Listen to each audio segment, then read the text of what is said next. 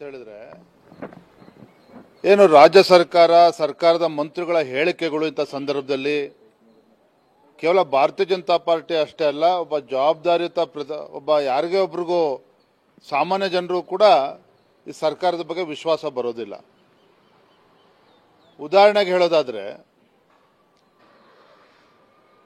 ವಿಧಾನಸೌಧದಲ್ಲಿ ಪಾಕಿಸ್ತಾನ್ ಜಿಂದಾಬಾದ್ ಅಂತೇಳಿ ಘೋಷಣೆಗಳನ್ನು ಕೂಗಿರ್ತಕ್ಕಂಥ ದೇಶದ್ರೋಹಿಗಳೇನಿದ್ದಾರೆ, ಮೊದಲನೇದಾಗಿ ಸಚಿವರು ಏನು ಹೇಳಿದ್ರು, ಆ ರೀತಿ ಯಾರು ಹೇಳಿಕೆ ಘೋಷಣೆಗಳನ್ನು ಕೂಗೇ ಇಲ್ಲ, ಬಿಜೆಪಿ ಮಾಡೋದು ಕೆಲಸ ಇಲ್ಲ ಅನ್ನೋ ಮಾತುಗಳನ್ನು ಹೇಳಿದರು.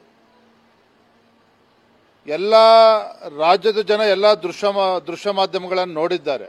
ದೇಶದ್ರೋಹಿಗಳನ್ನು ರಕ್ಷಣೆ ಮಾಡ್ತಕ್ಕಂಥ ನಿಟ್ಟಿನಲ್ಲಿ FSL ರಿಪೋರ್ಟ್ ಅನ್ನು ಕೂಡ ಇನ್ನೊಂದು ಬೋಗಸ್ ರಿಪೋರ್ಟ್ ತಯಾರು ಮಾಡಿಸ್ತಾ ಇದ್ದಾರೆ ಅನ್ನುವ ಅನುಮಾನಗಳು ನಮಗೆ ಕಾಡ್ತಾ ಇದೆ. ಇದು it's not just a political statement.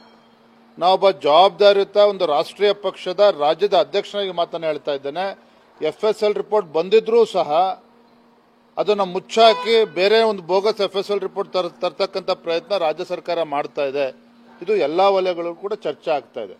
ಹಾಗಾಗಿ ನಿಮ್ಮ ಈ ನಡವಳಿಕೆ ಏನಿದೆ, ಈ ರಾಜ್ಯ ಸರ್ಕಾರದ ನಡವಳಿಕೆ, ಮಂತ್ರಿಗಳ ಹೇಳಿಕೆ, ಅದು ಬಾಂಬ್ ಬ್ಲಾಸ್ಟ್ ಪ್ರಕರಣ ಇರ್ಬೋದು, ರಾಮೇಶ್ವರ್ ಕೆಫೆನಲ್ಲಿ ಮೊನ್ನೆ ಪಾಕಿಸ್ತಾನ್ ಜಿಂದಾಬಾದ್ ವಿಚಾರದಲ್ಲಿರ್ಬೋದು, ಶಿವಮೊಗ್ಗದಲ್ಲಿ ನಡೆದಂಥ ಟಿಪ್ಪು ಜಯಂತಿ ಸಂದರ್ಭದಲ್ಲಿ ಅಲ್ಲಿ ಕೆಲವು ದೇಶದ್ರೋಹಿಗಳು ಒಂದು ಅಟ್ಟಹಾಸದಿಂದ ಏನು ಮೆರೆದ್ರು, ಮತ್ತು ಕುಕ್ಕರ್ ಬ್ಲಾಸ್ಟಲ್ಲಿ ಇವತ್ತೇನು ನಿಮ್ಮ ಇಂದಿನ DK ಶಿವಕುಮಾರ್ ಉಪಮುಖ್ಯಮಂತ್ರಿಗಳ ಹೇಳಿಕೆ ಅಂದರೆ ಅಮಾಯಕರ ರೀತಿ ಅಂತೇಳಿ ಬಿಂಬಿಸ್ತಕ್ಕಂಥ ಏನು ಕೆಲಸ ರಾಜ್ಯ ಸರ್ಕಾರದ ಮಂತ್ರಿಗಳ ನೇತೃತ್ವದಲ್ಲಿ ನಡೀತಾ ಇದೆ.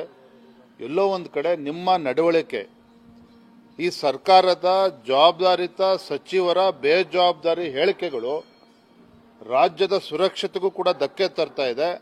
ಇವತ್ತು ರಾಜ್ಯದಲ್ಲಿ ಅಶಾಂತಿ ಕೂಡ ಮೂಡೋದಕ್ಕೆ ಕಾರಣ ಆಗ್ತದೆ. ಇದು ನಮ್ಮಲ್ಲಿರ್ತಕ್ಕಂಥ ಆತಂಕ, ಭಾರತೀಯ ಜನತಾ ಪಾರ್ಟಿಗೆ ಇರ್ತಕ್ಕಂಥ ಆತಂಕ ಅಷ್ಟೇ ಅಲ್ಲ, ರಾಜ್ಯದ ಜನರು ಕೂಡ ಆತಂಕ ಕಾಡ್ತಾ ಇದೆ. ಇದೇ ವಿಚಾರವಾಗಿ ಗಂಭೀರವಾದಂತಹ ಮಾತನ್ನು ಹೇಳಿರ್ತಕ್ಕಂಥದ್ದು, ಆಡಳಿತ ಯಂತ್ರದಲ್ಲಿ ಇರೋರೇನೇನೆ ಇದಕ್ಕೆ ಎಲ್ಲೋ ಒಂದು ರೀತಿಯಲ್ಲಿ ವ್ಯವಸ್ಥಿತವಾಗಿ ಇಂದಿನಿಂದ ಪ್ರೇರಣೆ ನೀಡ್ತಾ ಇರ್ತಕ್ಕಂಥವ್ರು, ಜೊತೆಗೆ ಪೊಲೀಸರನ್ನ